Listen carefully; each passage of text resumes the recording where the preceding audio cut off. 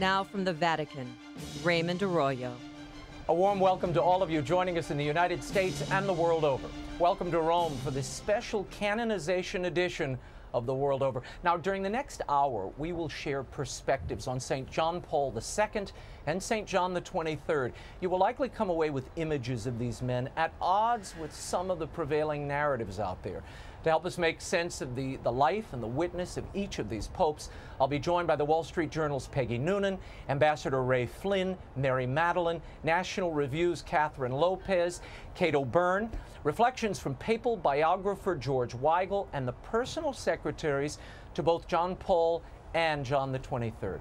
To get us started, I'm delighted to welcome to the set our canonization crew, not the conclave crew any longer. First, Robert Royal, the editor of thecatholicthing.com, Father Gerald Murray of the Archdiocese of New York, and Father Robert Barron, founder of Word on Fire Ministries and rector at Mundelein Seminary.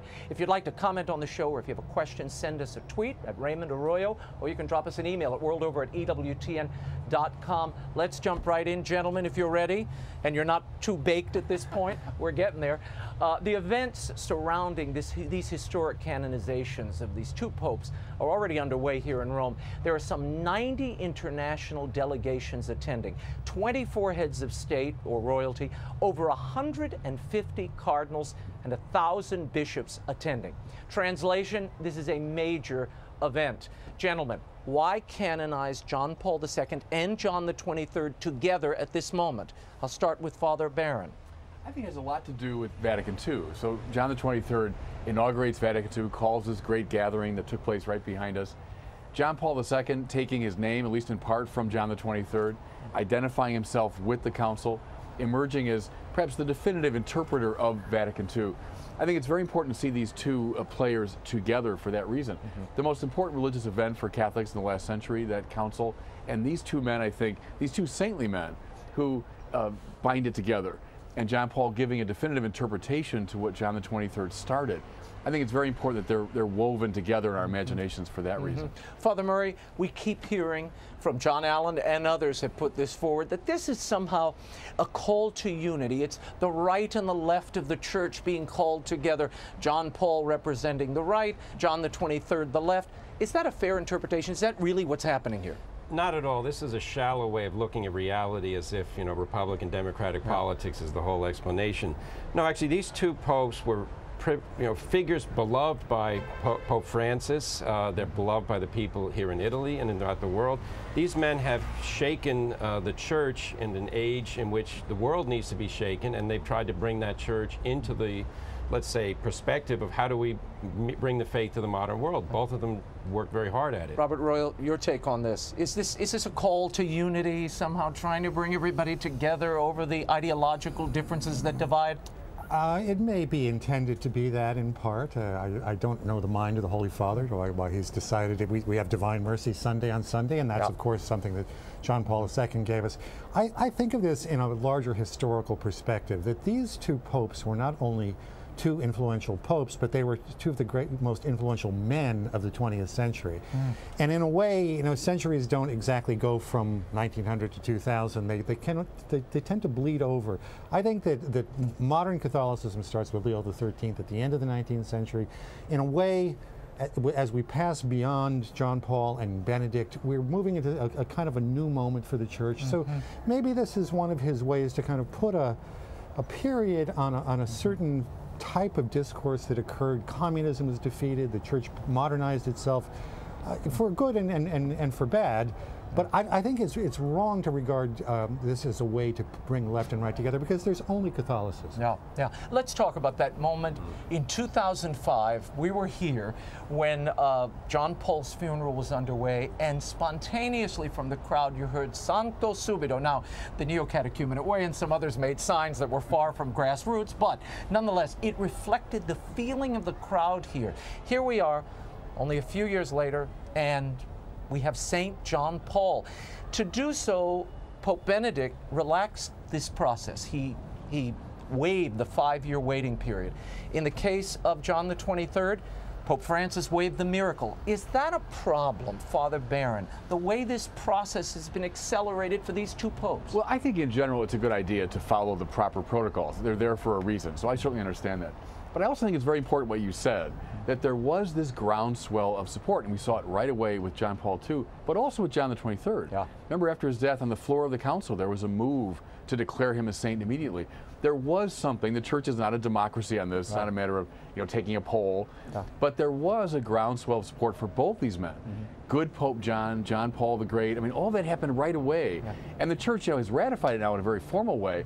But I think we shouldn't underestimate the importance of that immediate popular support. Yeah. Father Jerry, I can see you chomping at the bit. Tell us about the canonical angle here. I mean, well, we're talking about a process here that, in this case was waived. There are people who've been waiting for 60, 70 years. Padre Pio waited 50 years. John the 23rd almost waited as long, by the way, but there was no miracle here. Well, it's interesting because Pope John the 23rd set in motion the reform of the Code of Canon Law, which includes not just the code, but all the other laws, and the laws regarding canonization were revised.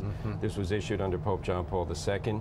And it no longer became an adversarial process with the devil's advocates. It's more an informational process and a verification, popular cult, then the miracles, and then the writings are examined. I think, Father said, I agree with him. Yeah. Rules are there because they guide us. On the other hand, I think the Holy Spirit was quite evident in the life of both of these men. Robert Royal, I want to talk about the timing of this event, Divine Mercy Sunday. We can remember in 2000, I was covering it live, when John Paul raised St. Faustina to the altars, this beloved daughter of Poland. He said it was one of the greatest moments of his life to do this, that the world needed divine mercy. And here we have Pope Francis choosing Divine Mercy Sunday as the moment to raise these two popes to the altar. What does it mean? Well, I think you've encapsulated it very well.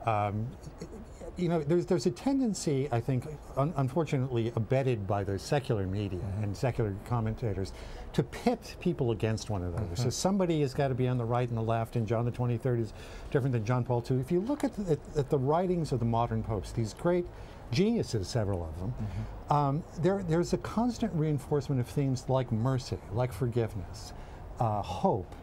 We see with Francis the idea that the world is sort of it's a battlefield, and the church is sort of a field hospital. So to bring them together on Divine Mercy Sunday, it shows us that even popes they're very much part of that concept that almost doesn't exist in the secular world, mercy. Yeah, and a continuum, which we'll talk about more in our later panel. This continuum and the ties that bind these two great popes. I want to share this with the audience. This is Pope Francis. Here's what he had to say to Polish television in advance of these canonizations. This is the translation. I hope that the canonization of John Paul II and Blessed John the 23rd will give a new energy to the daily and persevering work of the church in your country. What is the impact of this moment, and having not one, but two popes being named saints, and possibly two popes present at the ceremony? Father Barron. Well, a lot of it has to do, I think, with the new evangelization. If John XXIII called for a new Pentecost, he wanted a council that would not so much modernize the church, but Christify the world, send missionaries out to let the life out, the great Catholic tradition of its intellectual heritage, its spiritual power. And then John Paul II picking up that banner and then going all over the world with it. Yeah. I mean, I think that's what we see in these two great figures. And that's the call for the church. That's the revitalization that Pope Francis talks about quite a bit. It's still carrying on the essential mission of Vatican II. Yeah. Father Jerry, the impact of having Benedict XVI and Francis here together, the Pope Emeritus and the current Pope. We've never seen anything like this in the history of the church, let's say it. But the idea of having two popes being sainted at the same moment, if you will, and two popes present at that ceremony. It's the day of four popes, and it's most unusual. And it strikes me, three of those popes suffered or dealt with the Nazi problem and the communist problem, both the great scourges on the 20th century. This canonization is taking place when those movements are dead or dying, and in large part due to the divine providence that these popes exercised. Robert Royal, final word, your take on this day we're about to see. Yeah, I think one of the elements we need to recognize here too is what we are, which is television. You know, John the 23rd's election was the first televised election of a pope. So we're still in a moment where television is beginning to play a role. And I think that part of what Father Barron was saying about the evangelizing nature of these canonizations, when you have that kind of popular energy and a kind of a global recognition of figures that are not only great figures for us as Catholics, but for the world as a whole, it's good to do this. Yeah, well, half of Italy and half of Poland have already invaded this place, so we will see much more, and we will see you all, they're coming. We will see you all in a little bit. When we return, Wall Street Journal columnist and papal biographer Peggy Noonan joins us to react to the suggestion in this week's New York Times that John Paul ain't a saint. That is a quote. The World Over Live from Rome continues in a moment. Stay right there.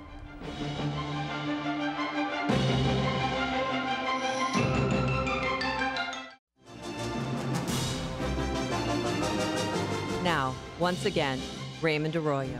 Welcome back to The World Over Live. We are unpacking the life, legacy, and sanctity of the Catholic Church's latest saints, Pope John Paul the Great and Pope John the 23rd.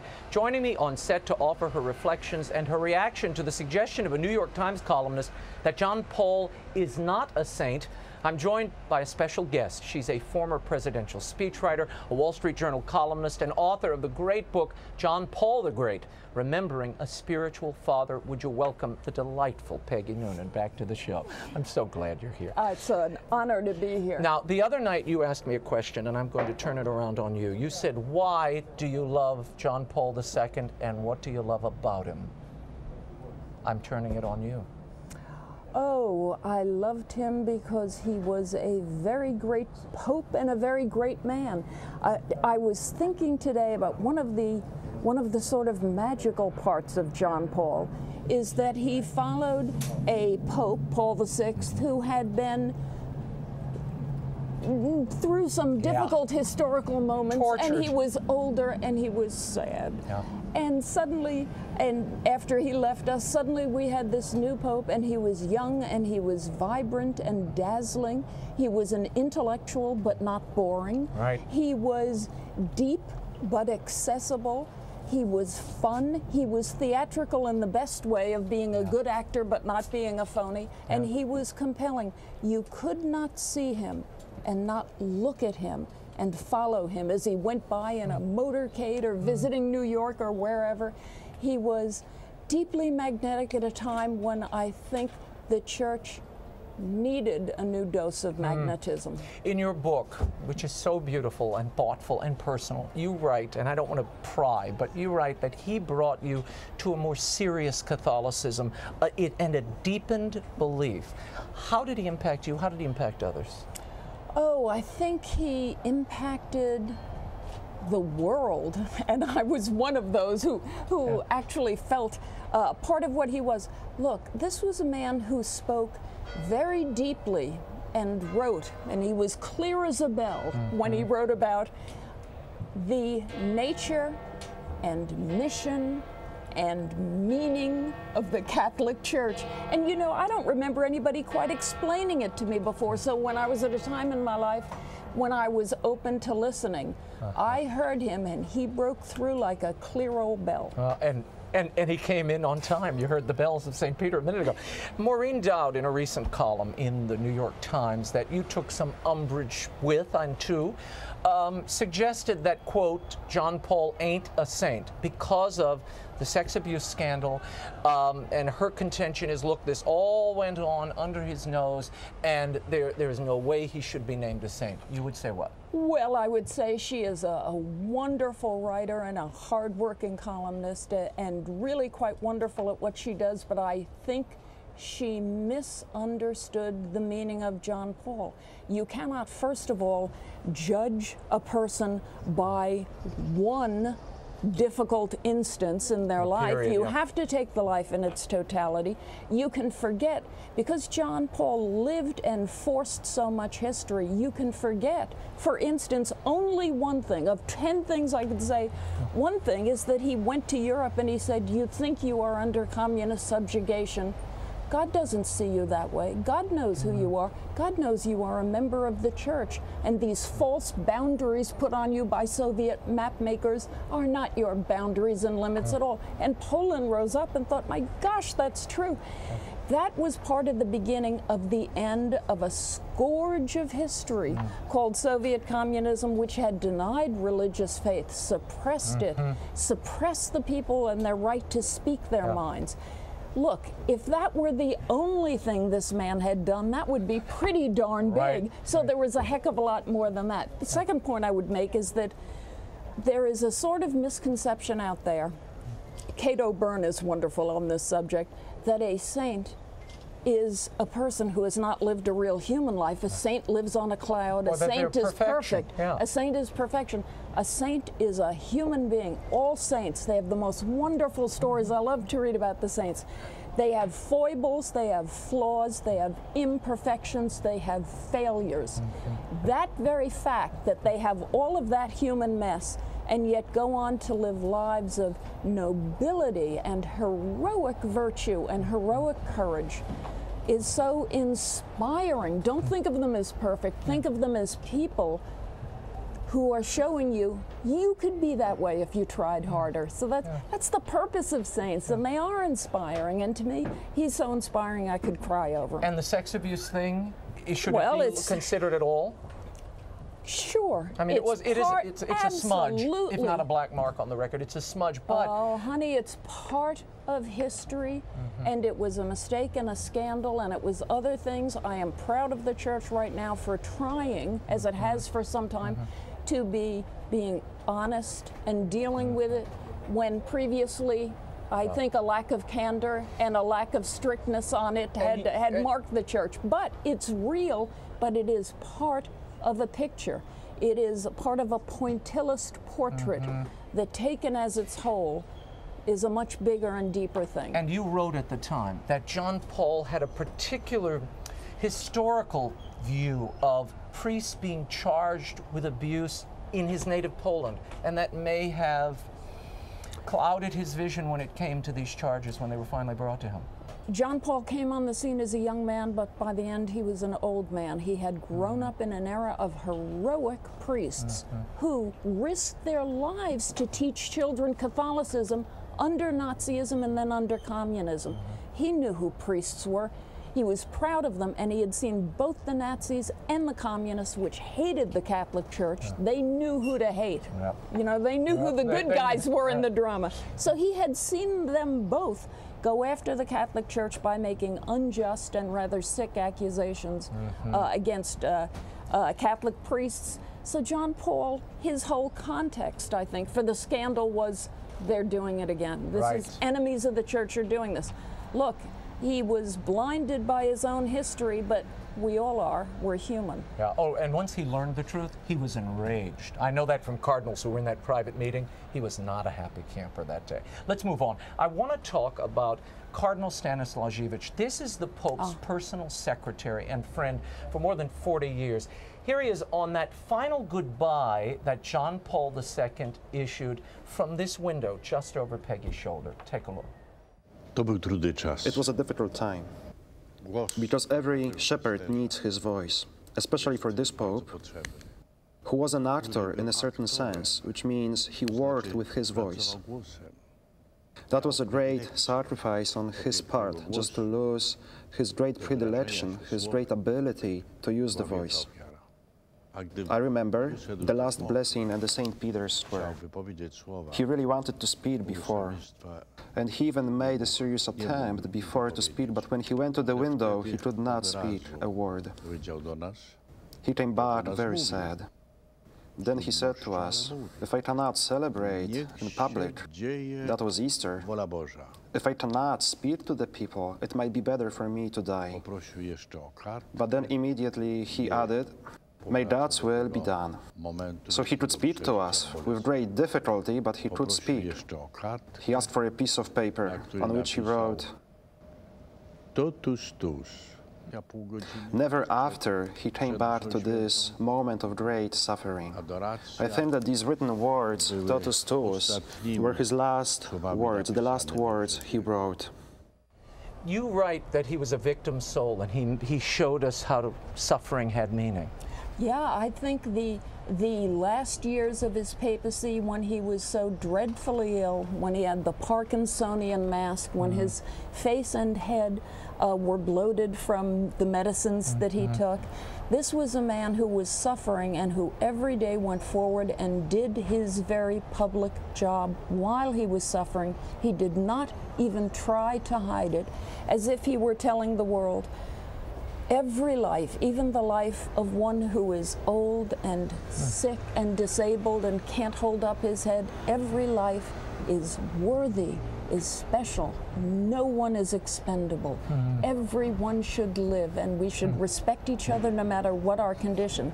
So I thought it was beautiful, beautiful Christian witness, and a bit of a cross. Nobody asks to be a witness like that. No. You know, very few of us say, give me suffering and I will show it to the world. Tell me about your meeting with him. You met with him here at the Vatican. I did. I had I was a part of a not small private audience, but it was a private one.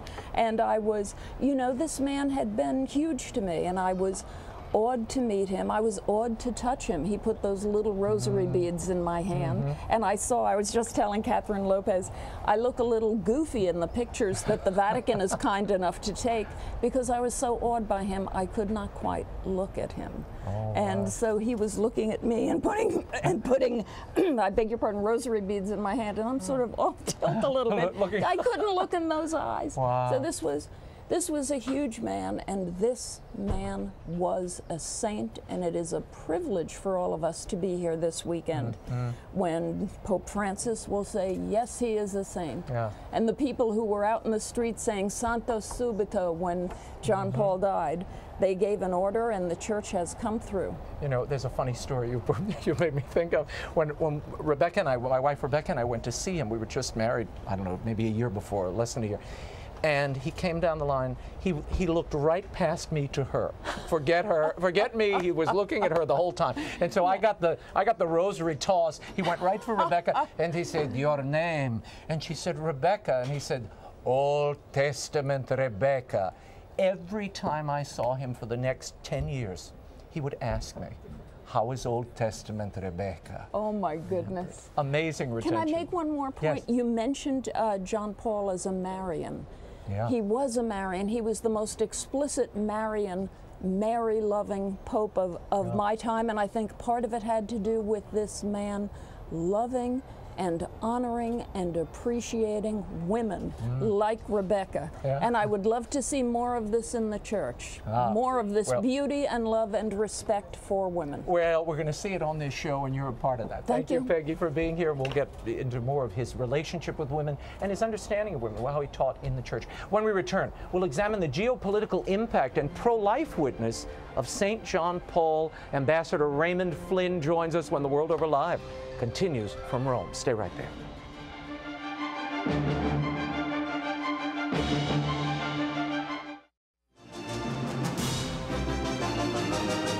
Now, once again, Raymond Arroyo. Welcome back to The World Over Live special from Rome. There is no doubting the international influence of John Paul II. He certainly played a leading role in the fall of communism, but he also challenged regimes all over the world, forcefully raising his voice for human dignity and religious liberty.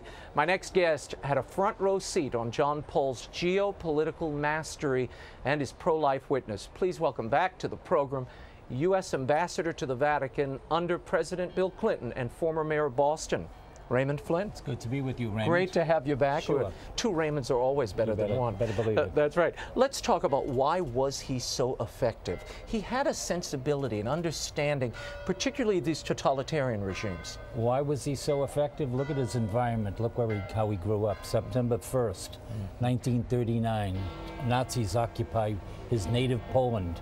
Right after the liberation of the end of the Second World War, Joseph Stalin and communism take over his country.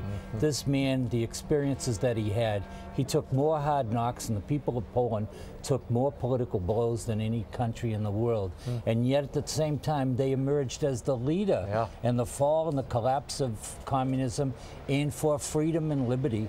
And he was well prepared for the papacy. No pope, in my opinion, has ever been more qualified to be the pope than Karol Wojtyła. No, he was awesome. He was awesome. And to be there for that period of time, you served Bill Clinton during what I think can be described as a tempestuous period. There was tensions between the administration and the policies that John Paul was advancing. I want to get to that in a moment, because that history, I think, is so important, and how he advanced that pro-life vision. I want to play you something. This is Zbigniew Brzezinski. I interviewed him recently. He was the National Security Advisor to President Jimmy Carter. Here he is on the legacy of John Paul II, and he should know he is a fellow Pole. Take a look. He actually saved the Catholic Church from dissolution. I think after Vatican II, the Church was marching full speed in perhaps as many as 20 or 30 different directions. In other words, the Church was about to become essentially a loose confederation of national churches, like the Protestants. The second major contribution is beyond the one we have already talked about, which is communism. His emphasis on the centrality, indeed the indispensability of the moral dimension in a modern society. Modernity without morality, in my view, is not progress, but decay. And I think the Pope has galvanized a greater awareness of that issue. Would you agree with that appraisal? Yeah, I would, to some extent. As I said, though, John Paul II's career, upbringing, I think formulated this extraordinary, remarkable papacy. I first met him, by the way, Raymond, in September of 1969. Really? I grew up in a Polish community in Boston, and my church was Our Lady of Czestochowa. Oh my And that was the goodness. first trip that he ever made to the United States as Cardinal Wojtyła from Krakow. And then, of course, the first trip that he made to the United States as Pope, he came to Boston October 1st, 1979. Right. So I really saw him long before he was Pope, and I understood, you know, where he was coming from, where he wanted to take the church. More importantly, if I can say this, Raymond, where he took the world. Right. Because, you know, we're Catholics, obviously, and proud of it, but he moved the world in a different direction. He did. You know, people, you know, I saw people holding this flag of the State of Israel, cheering him on. We know the pride that he brought to Poland and Eastern Europe, but this kind of impact, when I traveled with him across the world, the people came out in droves. What, Philippines, 5 million people? The largest crowd in America, in world history. I mean, this is a man who had an enormous political, spiritual, religious impact on the world. I'll bet you, if a poll were taken, and I'm not a big poll taker, but I'll bet you there'll be more people, or there'll be just as many non-Catholics that admire this man as Catholics do, and we sure admire him. So there's John Paul II for you. I want to play you a little something. This is Pope John Paul II, and he's at a welcoming ceremony. It was a trip to America,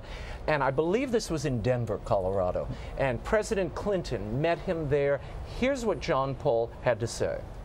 The ultimate test of your greatness is the way you treat every human being, but especially the weakest and most defenseless ones.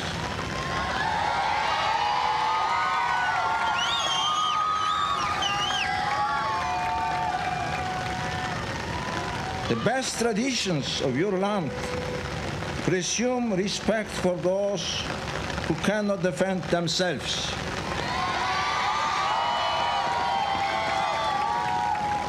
If you want equal justice for all and true freedom and lasting peace, then America, defend life.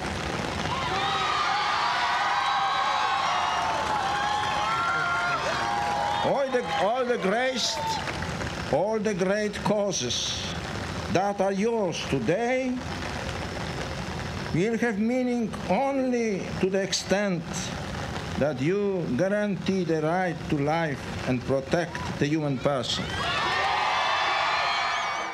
Ray Flynn, that had to be a very tense moment. to have the Pope deliver this with President Clinton standing behind him. Well, I was right there. I was on the stage with both of them when these comments were made in Denver, Colorado. It was amazing. I was so proud of the Pope. I mean, I worked for the United States government, but people used to say I was the Pope's ambassador.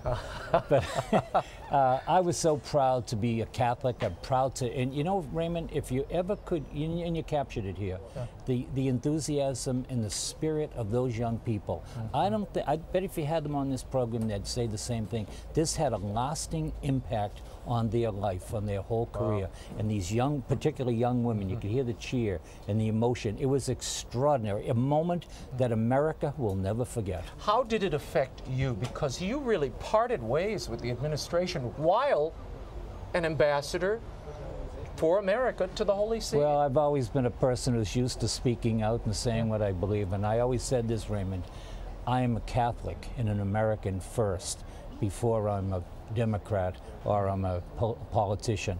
And I carried that with me all the way. And you know where I got that? I got that from my mother, my father, my church, my faith. And I heard John Paul II, who probably had more impact on the political landscape of America and the world than any public figure, presidents included.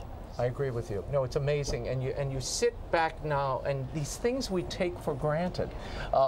Religious freedom, the liberty of every person, human dignity, these essential rights, he raised up in such a powerful way, and he challenged these regimes and countries that forgot. And what he also said, themselves. Raymond, was be not afraid.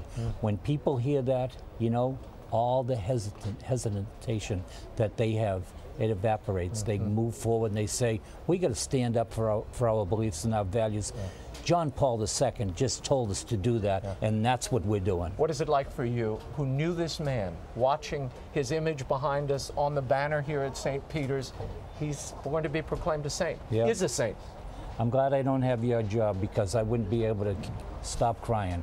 That's how proud I am of John Paul II, and proud I am to be an American, and proud I am to be a Catholic. Well, thank you for being here, Sure, Ambassador Flynn. God bless. Always a pleasure. Thank you. When we return, a discussion of John Paul II's influence on women and how his powerful witness drew converts to the faith. Mary Matalin and Kathryn Jean Lopez, as well as Kate O'Byrne, join us after this. Take a look. I would like to invite each of you to listen careful to God's voice in your heart. Listen to His voice. Do not be afraid. Do not be afraid. Open your hearts, open up your hearts to Christ. The deepest joy there is in life is the joy that comes from God and is found in Jesus Christ, the Son of God. Jesus Christ is the hope of yours, is my hope. He is the hope of the world.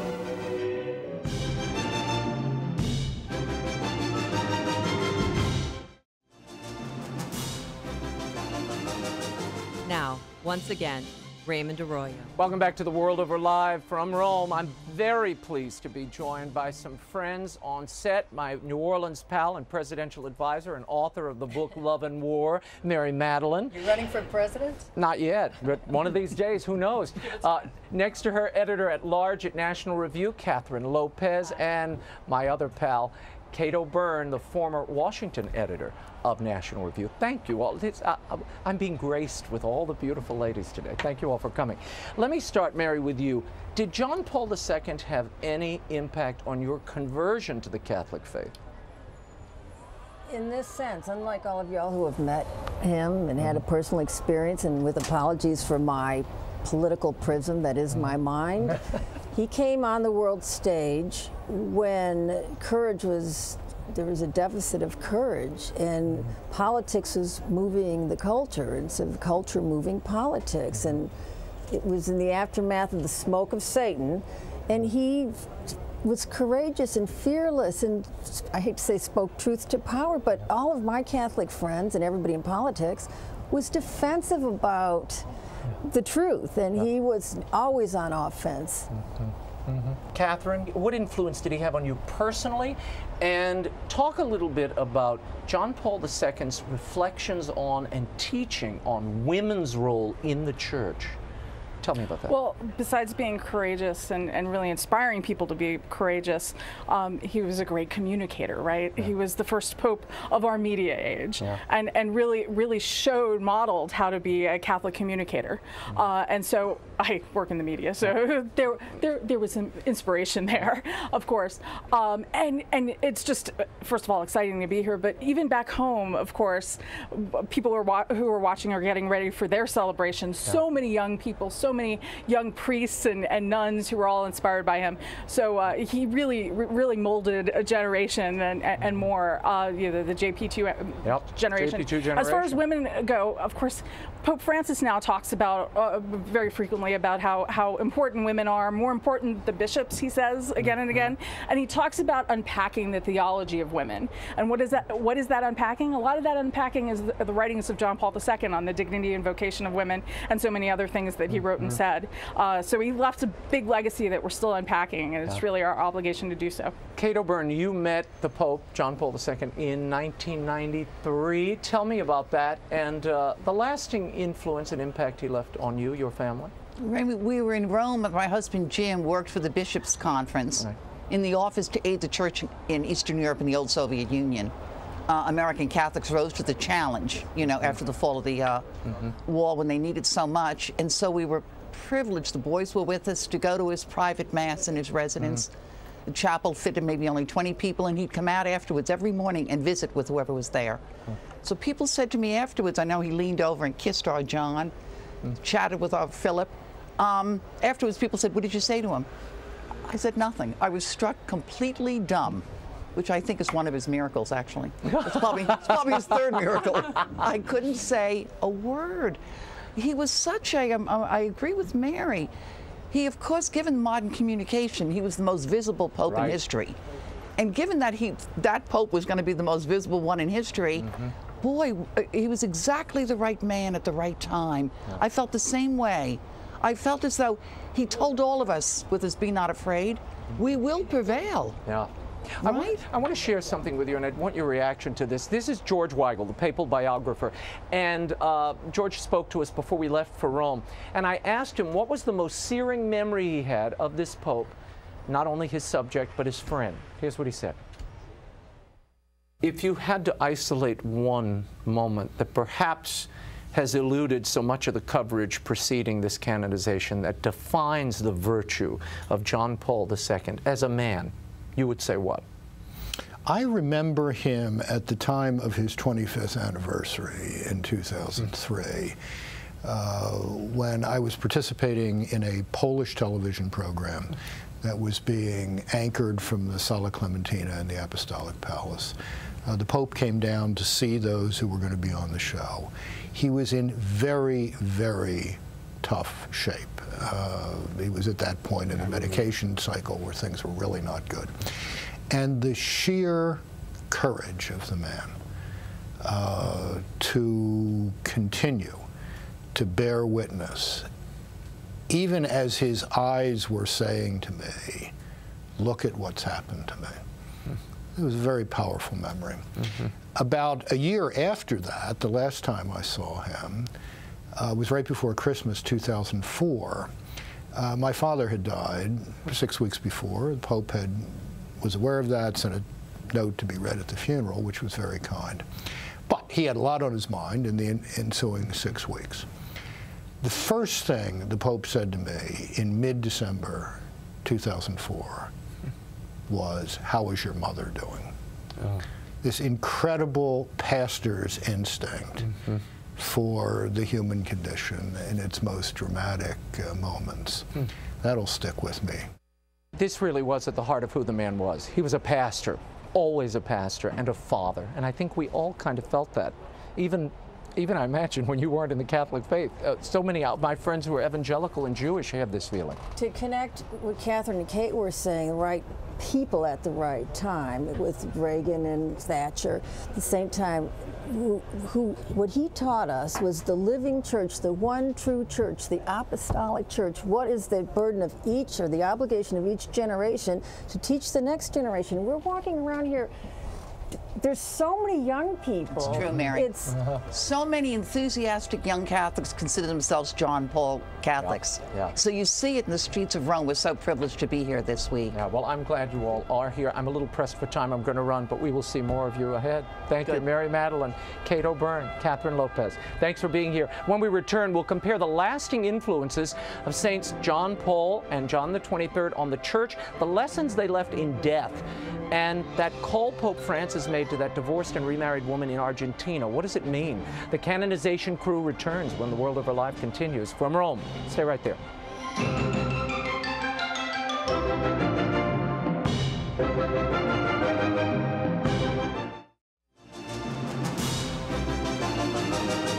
Now, once again, Raymond Arroyo. Welcome back to the World Over Live from Rome. I'm Raymond Arroyo, joined again by the Canonization crew, Robert Royal, Father Jerry Murray, and Father Robert Barron.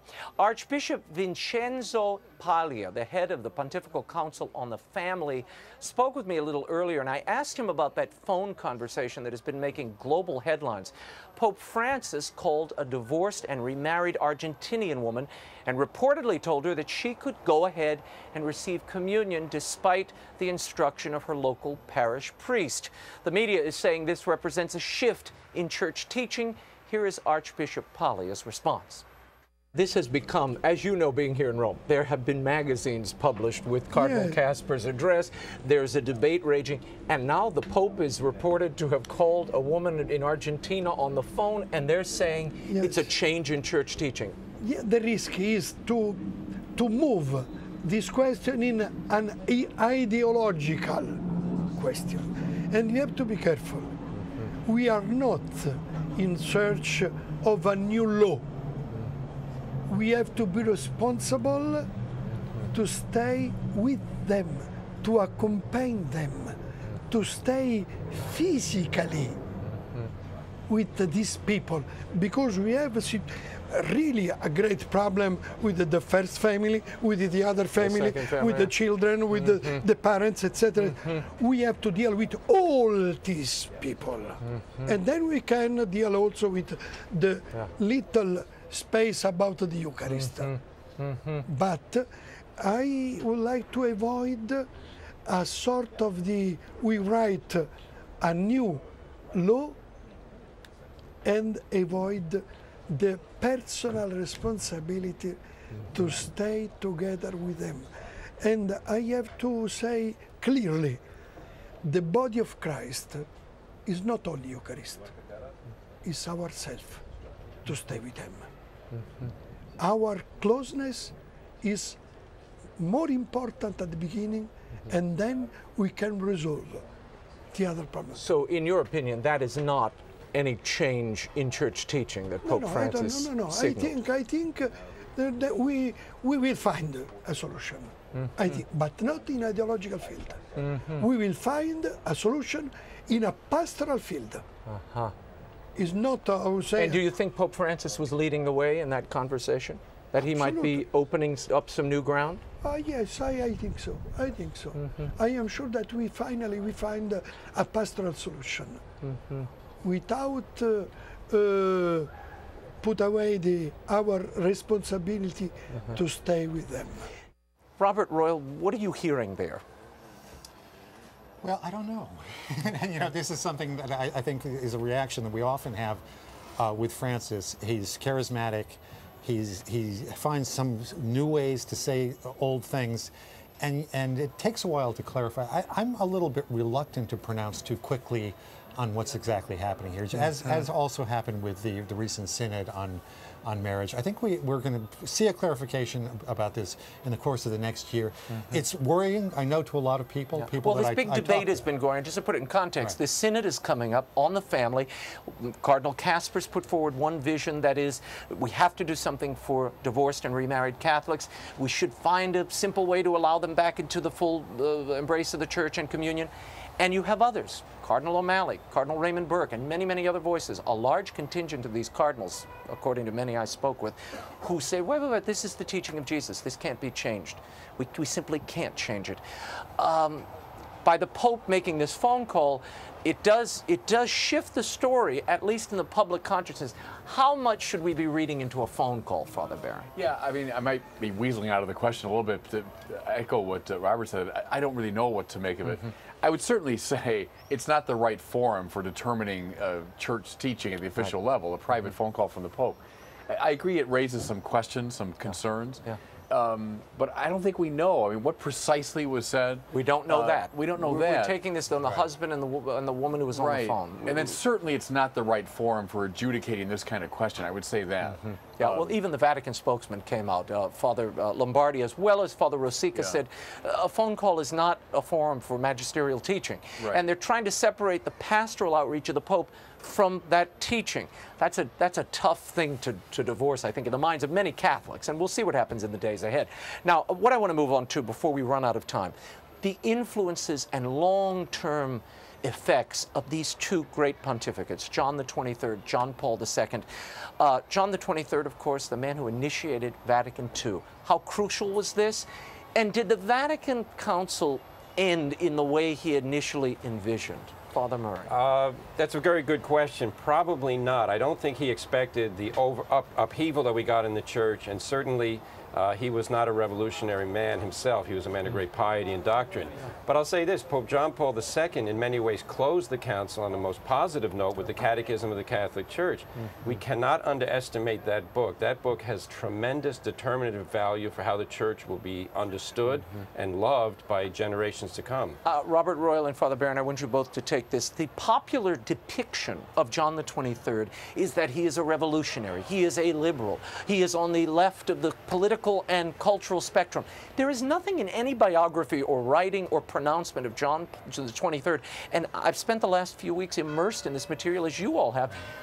Nothing indicates that. Where did this come from? Well, I think even a lot of people on the Catholic left, to put it that way, were surprised at what happened after Vatican II occurred. There are all sorts of attempts to read, did this go beyond the documents? Obviously it did. John Paul II and Benedict and others reflect a much more, they were all there, and they're often accused of backpedaling, but in fact they were there and they know what the original intention was. In John Paul's Diocese of Krakow, he had a mechanism in place for the faithful to understand what happened at Vatican II and for it to be implemented in an orderly way.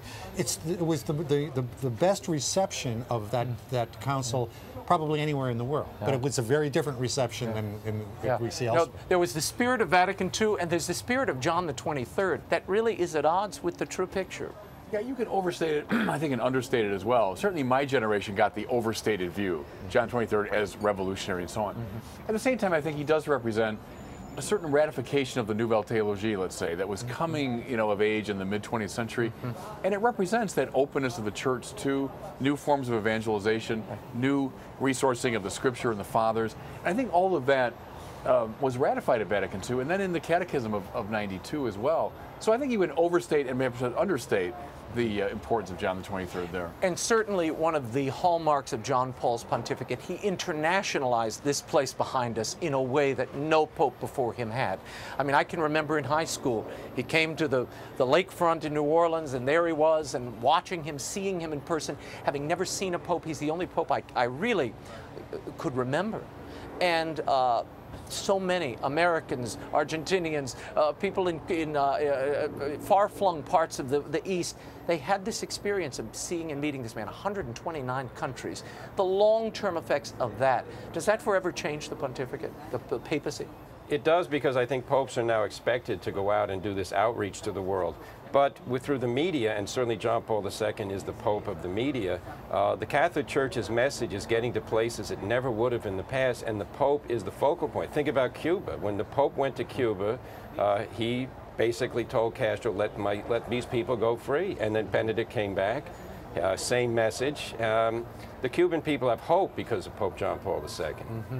Final word, Father Barron. We're going through a golden age of the papacy. I mean, go back to the mid-19th century, beginning with Pius IX, Blessed Pius IX, coming up through great figure like Leo XIII, into the great Piuses of the 20th century, Saint Pope Pius X, now John the 23rd, John Paul II.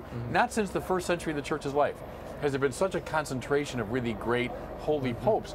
And that's worth celebrating. And now Paul VI is going to be beatified, Robert. Is that right? Yeah, I mean, it's certainly clear that the modern papacy has made the Catholic Church a moral voice globally. This is something that you simply can't deny. That if you look in the world, Czesław Miłosz, who was a Nobel Prize-winning poet and a Pole, once said of John Paul II that he was the only world figure in his day who could have been one of Shakespeare's kings. You know, that elevation of character and what a beautiful way to end. Thank you, Yeah. Robert Royal, Father Barron, Father Jerry Murray. Thank you both. All of you, three of you. Well, that concludes this special. Be sure to join us for the big event, the Canonization Mass for Saints John Paul and John the 23rd, Sunday live at 3:30 a.m. Eastern Time. It will encore in prime time that same night at 7 p.m. Eastern Time, Sunday night, and again at 11 p.m. Eastern, Monday, the 28th of April. And those international viewers, please check out EWTN.com. Those re-air times are going to be different for you. Until then, the show continues on Facebook and Twitter. Like me on Facebook, follow me on Twitter. I'll be bringing you all kinds of tidbits and some great pictures and commentary from here in Rome. In the meantime, we'll be scouting the world over for all that is seen and unseen. On behalf of the staff and crew of EWTN News, the Canonization crew, we'll see you next time. I'm Raymond Arroyo in Rome. Bye now.